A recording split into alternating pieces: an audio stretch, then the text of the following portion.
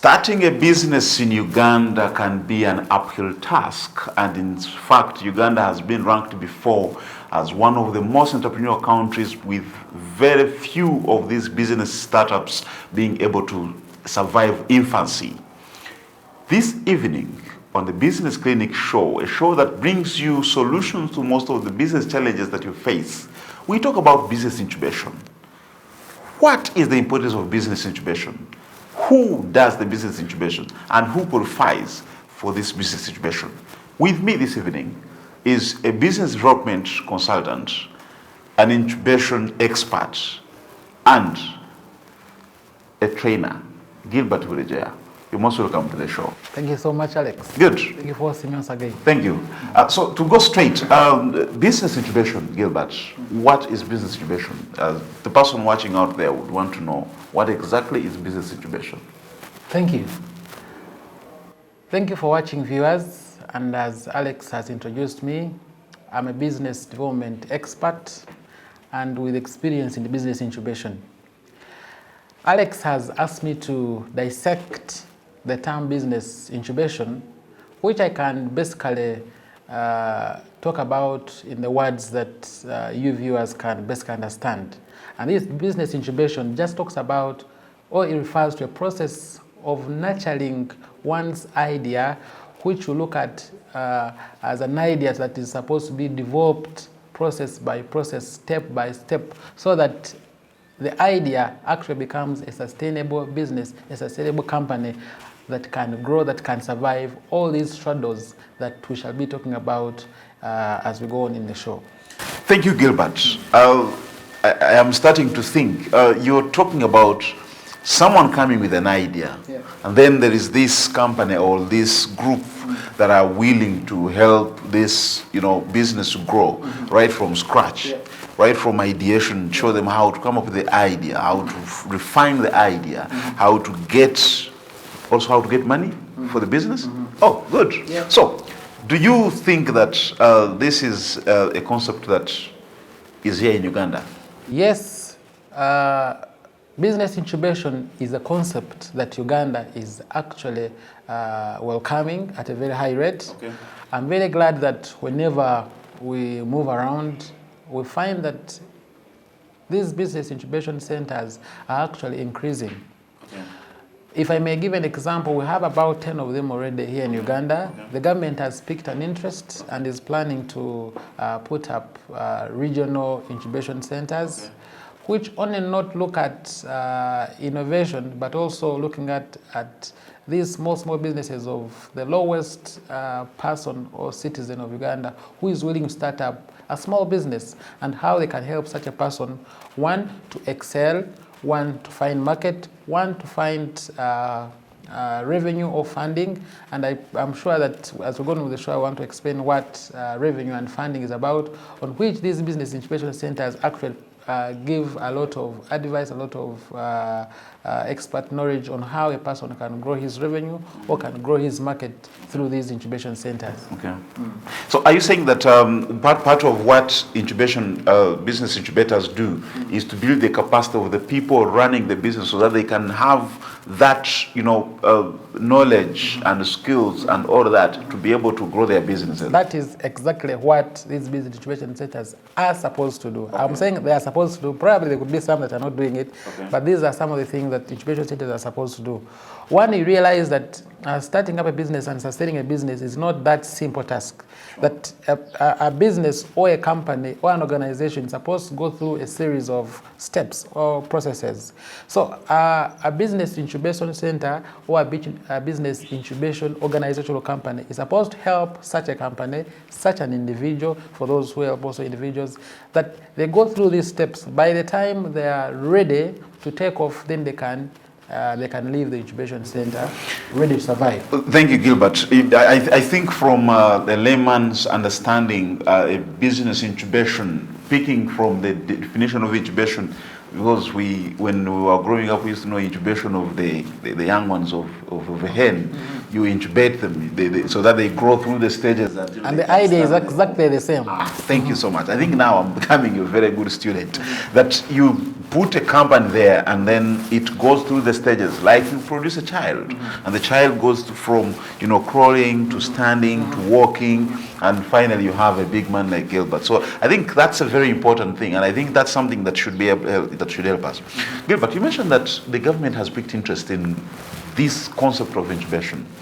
Are there some of the business incubators in Uganda that are actually run by government? If yes, please share with us. Yes, they are. And a very good example, which I think most of the people around Kampala are aware of, is the Uganda Industry Research Center or Institute that is right here, I think on Ginger Road as you head to Banda. URI is a government-owned incubation center that is doing really, really, really great. I wish our viewers could have some time to visit and have an experience of what happens there. Alex, I must tell you there is quite a lot that Ugandans are doing, and this is because of the process that they go through, for example, at the Uganda Industrial Research Institute. I can tell you, for example, Ugandans have been saying, we cannot manufacture even toothpicks. There is quite a lot. Cups that you cannot find probably in the world. Sure. Have you ever seen a cup that is made from a horn of a cow? I can imagine. There are cups that are made in stones. Sure. And we have many stones here. We also have many cow horns. We slaughter cows every day. So. Yuli is trying to do what we call value addition to almost everything that you can think about, even the garbage that people throw away. Yuli is helping Ugandans put this into value. And the only requirement that you need is probably quite a little money that you can use maybe to buy a few not even equipment, a few materials that you may need to use. One, there are machines that have been procured by the government. There are machines that they have put there for we Ugandans to utilize and actually do something out of what we have in our environment. Sure. You must be aware of Mega Standard that is doing well. Mega Standard has been incubated by Yuri and many other companies that have. You mean Mega Milk? Yes, Mega Milk, Mega Yogurt, and it is that's like Mega. It's called Mega Industries. Mega Industries. Sure. And that's amongst others. So many companies that have actually benefited from an incubation center that is Yuri. Okay. Apart from that, of course. Government is also trying to put up another incubation center that is focused on ICT and is almost complete. That is going to be situated at Uganda, at Nakawa. One of the centers will be at Nakawa, and as well as the others that are going to be put up regionally in Barara, Mbale, and I think Gulu. And this has been all because the government has seen that business incubation centers play a very big role in the sustainability of these businesses that we Ugandans, who have been, of course, given this opportunity that we take up our businesses to another level. Yeah, the government is putting in on that effort. Okay. Thank God that even other private entities are doing this. You must be aware of another incubation center that is being facilitated by government at the Makele Innovation and Incubation Center, doing the same thing. Looking at these business ideas that the young ones, the special students from Makere come up with, and they can be developed into sustainable companies over a period of about 6 months or so. Sure.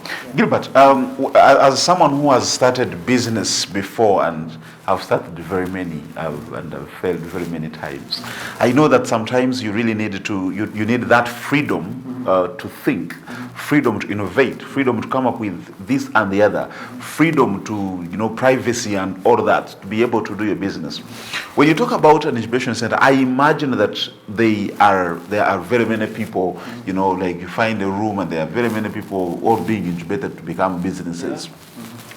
What is that unique thing that incubation centers actually give that I should be able to give away my freedom, to freedom of thought and freedom of expression and freedom of all this, to actually, benefit from this government, these incubation services?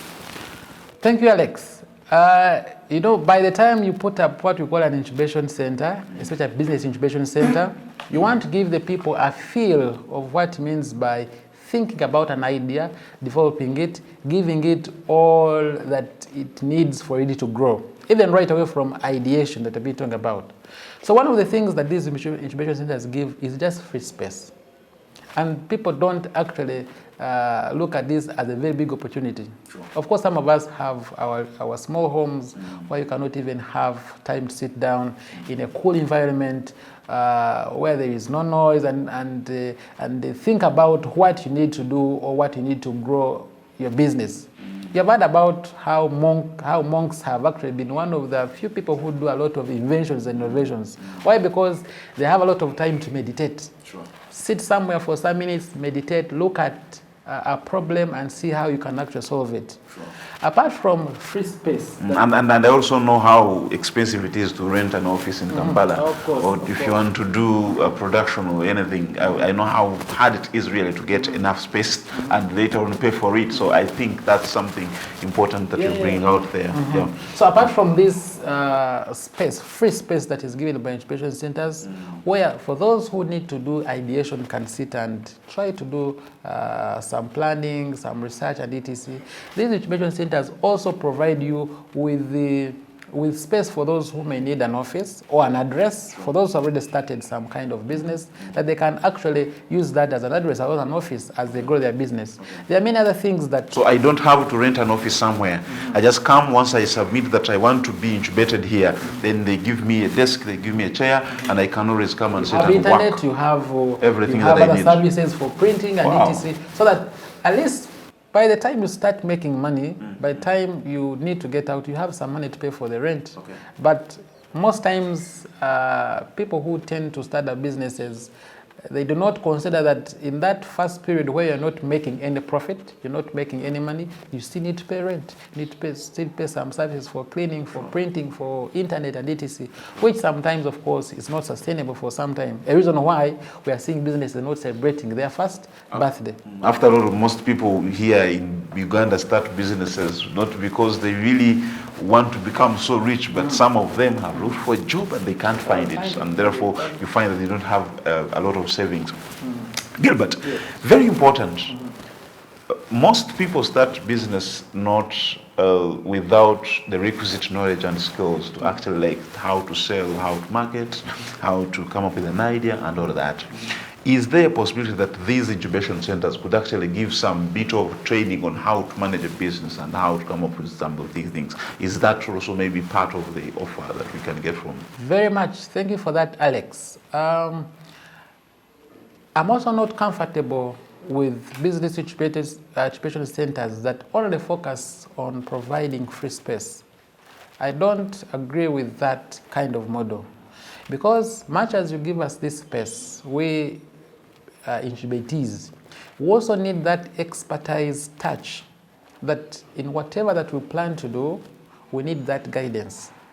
And thanks to some of these incubation centers that have come up with structured programs that these incubatees actually go through.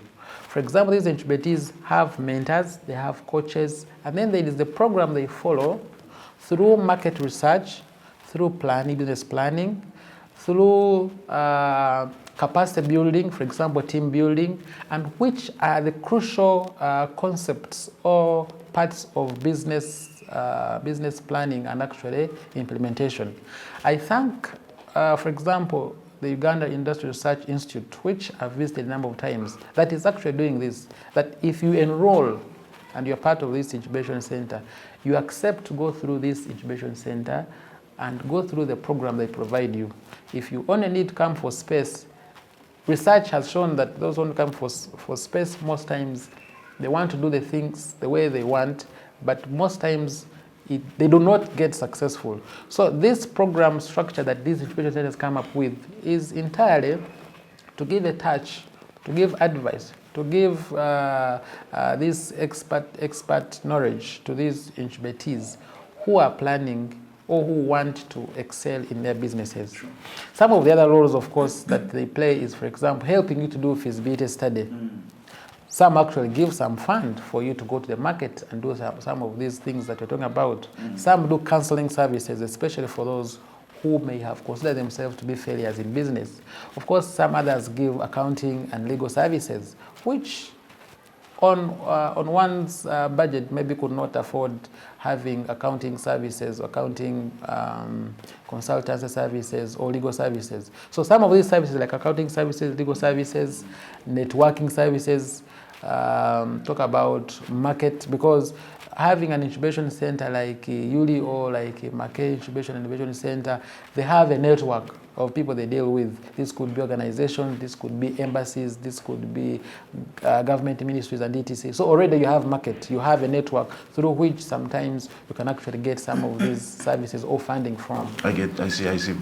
You are watching the Business Clinic Uganda, a show that we use to bring you solutions to most of the challenges that you could be facing as you do your business.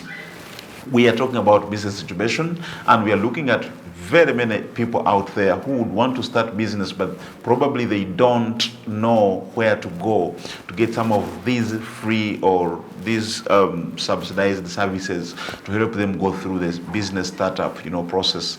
And we need to appreciate, number one, that starting a business, you need to do a lot of research. And like Gilbert is sharing with us, that sometimes there can also be support for you to reach out the market to be sure that you actually are on the right track. Let's go for a short commercial break. When we return, we talk about the mentorship and coaching service that you need to actually look out for at the Business Incubation Center.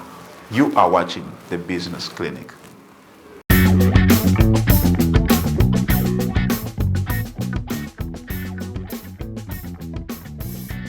Welcome back from that short commercial break.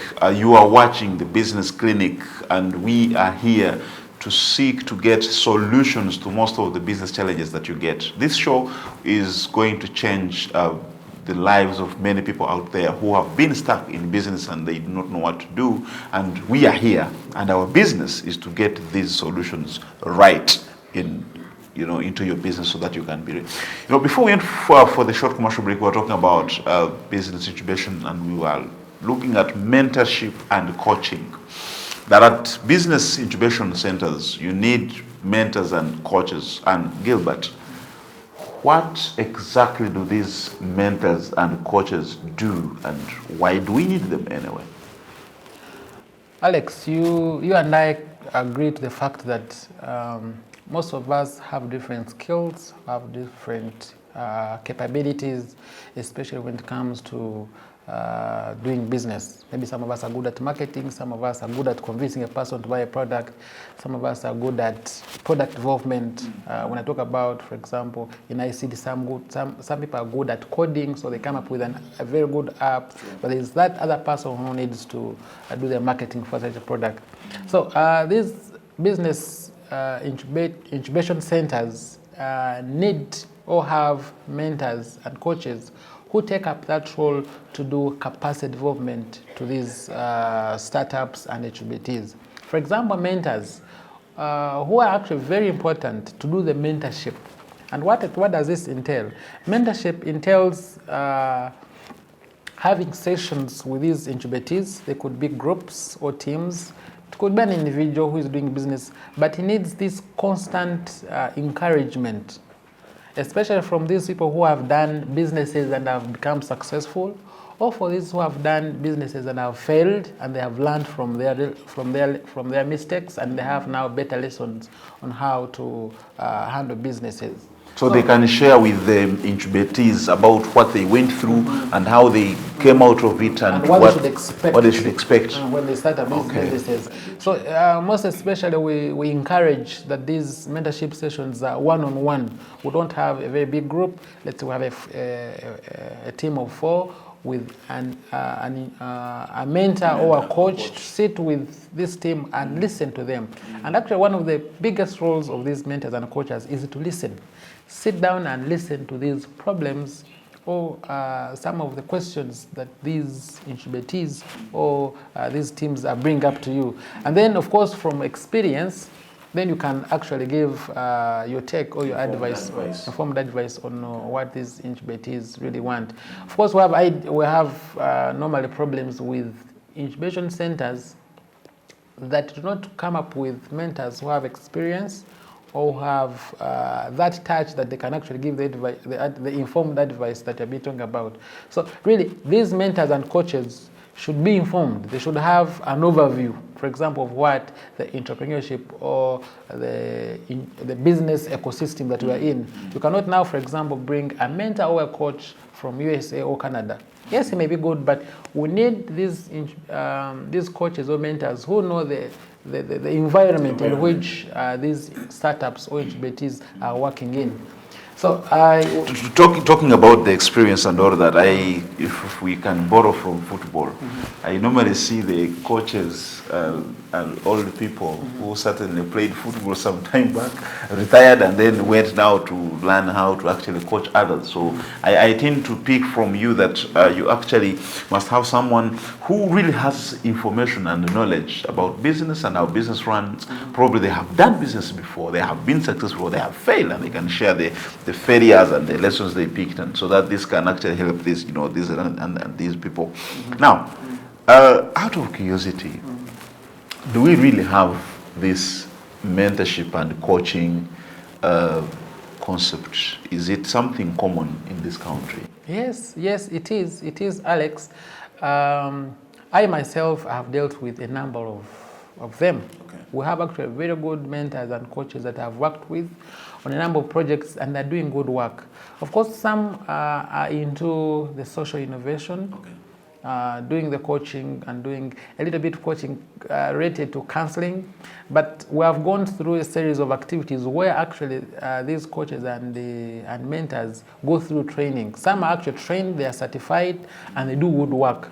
So I would actually encourage that those who are planning to put up incubation centers and those who already have incubation centers, that they reach out to some of these experts who are readily available to actually do these coaching and mentorship sessions. Some actually do it free of charge. I must thank a number of them who have shown this interest of doing the coaching and mentorship free of charge. Some tell you we want to touch the lives of Ugandans, we want them to reach where we are, or we want them not to repeat the mistakes that we did. So, Alex, I must tell you that this mentorship and coaching concept is actually also taking over, just like the business incubation is taking over. And Ugandans are fully participating in some of these sessions, especially the business clinics that we run, where these mentors and coaches sit with these teams and discuss some of these issues that affect their businesses. How do I know that this is the right mentor or the right coach for me? I have met you and I do not know much about you. Probably I have read about you in the newspaper or I've watched you on TV. When you're speaking nicely, must that be qualification? Do I say now I have arrived, now I have a mentor or a coach? Not entirely. Of course, you have had. Or do I look at your CV to say that you actually have an MBA or you have a BBA or you have so many degrees that you have, Alex, not everyone probably who did an MBA or who did a PhD or who is doing, lecturing or who is doing business is a mentor. Mentorship and coaching need quite more than what training or lecturing or business is. You may be a very successful business person, but you cannot do mentorship. You may be a very good lecturer in the university, but you cannot do coaching. So some of the qualities, for example, of a good mentor or a good coach is having an outlook of business. You have experience of what the business environment is about. This may not really entirely mean that you are doing business, and actually we have very good coaches and mentors who are not doing business. Who are not practicing. Yes, they're not practicing business, but they have a very good experience of what business is about. I must tell you that I've dealt with some of them, and they are good at this. Second, we look at professionals. Professionals, for example, you look at bankers, you look at lecturers, you look at engineers, you look at, depending on which, of course, business you're trying to start up or maybe to accelerate, these professionals also have a good touch. Of course, that's why I'm saying that after these coaches have shown interest of doing the coaching and mentorship, they need also to go through some training after their profession. yes, having experience of what is in engineering, what is in ICT, what is in banking, what is in accounting, what is in marketing, what is in PR, what is in whatsoever, does not give you a good experience, of course, on how to do actual coaching. So most of these need certification. It may not be certification of, I don't know, outside Uganda, but we also have trainers here who do this certification of these mentors. But first, you must have someone who has a feel of doing this, not even for money. Actually, most of the good mentors and coaches that we have are those also are doing it on a voluntary basis. Of course, when it comes to money, the person wants to make money, so he can do anything else to make money. So I would encourage that for those who will be looking out for these mentors and coaches, to always look out for a person who is into it, who is into this coaching and mentorship. And of course, the business incubation centers are good at this. They know what to look out for. Why we encourage that, please, do not start up your own business incubation center, you and your coach, but probably look out for these business incubation centers that know how to look out, how to source these coaches and mentors. Of course, they have a scorecard on who to take up in that mentorship. Thank you so much, Gilbert. You are looking for a business coach or a business mentor. Look for someone who has business intuition. They have the psychology to understand the business. They have to appreciate the environment. They have maybe some experience that they can give you informed advice that can help you to actually appreciate the challenges you are going through, and you should be able to navigate through them. And you are watching Business Clinic, the show that brings you all these solutions that we bring together to ensure that you are successful at running your business, because our business, like I always say, is to ensure that your business is actually running well. Gilbert, someone out there could be wondering, what are the requirements for me to get into a business incubation center? Or when I get there, what is the process? What process do I go through? Please take us through. What are the requirements and what process does someone go through? Alex, I must say that the few incubation centers that I've visited, both within Uganda and outside Uganda, have different requirements that they need for incubatees. But the most common ones, for example, in here Uganda, is that one, especially for the small businesses that people would want to start up with, they do not require much. Most times they want you to prove that you're Ugandan. That means you must have documentation that you're Ugandan. Okay, you're not an intruder. Yes, and if they are government owned, they don't really ask you to pay money to become part of the team, but only the money would come in if, for example, you want to start up doing juice, and they say, please, can you come up with some materials, some fruits, so that you can use our machines, and the other process is ours. So you can only have that little money to probably have the raw materials that you need to start building up your product or etc. So the incubation center gives you the machinery and maybe the mechanism by which you will do the stuff, but the inputs like those fruits and all those others that you need, you must come with them. You must come with them. Okay. And thank God that they are improving. I'm told that sooner or later we shall be having these raw materials readily available for incubatees. They say it's a process. Of course, it also depends about the funding that we have, and sooner or later we may have these raw materials so that you come with your head, with your idea, which is very important. And actually, I forgot to talk about that first, because an idea is one of the requirements that you must have. If you come to URI, if you come to Mackay Innovation Incubation Center, which idea would you want to actually grow? So that is one of the requirements, and which is the most, I think, required item that you must have on your list. Because then you don't have business going to the incubation center if you don't have anything to incubate. Actually, your business of going to the incubation center is having an idea to grow. So that is the most common requirement that one should have.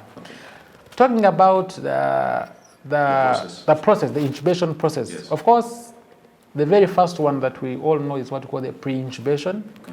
And in this process, you must have an idea, and you must work on your idea. Most times they provide you with space, sit down. If you have a team, build your team and start making sure that your idea is actually an idea that is innovative, that has potential innovative idea that can actually grow into businesses. So the pre-incubation stage is just looking about your idea, making it better. If you need to write a proposal, a concept note, please put it down. And it's about preparing a person or preparing a team so that the idea has gone through, for example, a feasibility study, and the idea can actually have potential to grow into businesses.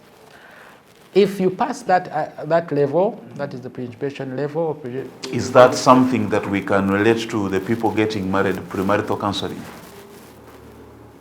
Premarital counseling, yes, more or less like that, because they are preparing you really to go into another level, which is something interesting. Something interesting. So from the pre-incubation level, of course, you go to the incubation level, and this is now where the real work is. If you came up with an idea to make juice, this is now when you start making the juice. Okay. Put up your product, build up your product, or build up your service that you intend to put up the market. And this is actually the hardest, if I would say, the hardest part of the incubation. The most interesting. The most interesting one, where you must prove that your business is actually going to take over. Do you have market for it? Go out to the market, test your product. Will people like it? Do they like the packaging and etc.? So there, from the incubation, when you pass that, when you feel like now my product is good for the market, it is an innovative idea, meaning that you're solving a unique problem or you're providing a unique product, a unique service to the market. Now you can go into the accelerator. Accelerator stage or level is where now you look at how to now increase on your market. If you've been producing about maybe 10 products, now you know that your market is big, so you can now start producing in tons, for example. So at the incubation level, you already have the product produced, and you have, if you are producing water, you already have the water and you have the product, you can see it there. Probably you can even test it. Maybe. Yes. Okay. How do you take the market and ask your neighbor or ask your friend, what do you think about this? You could have a test, maybe juice, and see, is it different from the products that are available? Do you think people will like it?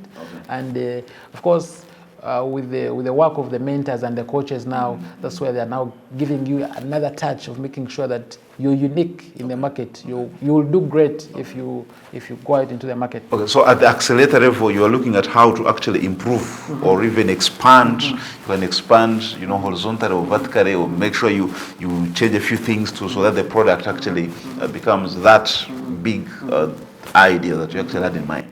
For example, those who know how to drive, yes. when you're starting to drive, you ignite, and that is now pre-incubation. And then incubation now, you engage the gear and engage all that. the gear. And then of course now we do acceleration, which is an accelerator step now, so where you accelerate and you move. You're ready to move another level, like some people have already said that our economy is going another level. So of course, after acceleration, that's now where the incubation center is comfortable that you're going to grow big. Okay. And this is why we're saying that businesses that are starting need to go through this incubation center. Now, Gilbert, just to get something, at what point does a startup leave the incubation center? This is now after the acceleration. Okay. After the acceleration is what we call graduation, where the incubation center says, according to assessment and analysis, you're going to grow big. You have customers, you're already making money, you can now pay rent, you can now build the brand. You build the brand, you have a team that is capable of taking up this business to another level, so now you can live. And after leaving, most times, of course, the incubation center follows you up and says, okay, please don't rent in a Korolo, please rent somewhere where you can afford. Okay. So after graduation, you leave out the incubation center, and now you're ready to take off. Okay. Yeah. Thank you so much, Gilbert. You are watching a Business Clinic show, a show that brings you the solutions. You can look forward to most of these because we know that the challenges out there, they come in different forms, they come in different measure, and our business is to really ensure that we have the solutions, the best solutions for you to ensure that at least your business can run. We've been talking about business incubation. Most people do not know that there are places there where you just go with your idea and you start, you think through it, you put it together, you get things done, and as at the end of the day you have a business running. And there are very many successful businesses in Uganda that have gone through incubation, and you can be sure that they are doing well. Now, our desire is that you should be able to look for an incubation center next to you or even in the neighborhood so that you are able to run. Until next time, please keep it Smart TV. Look out for the Business Clinic.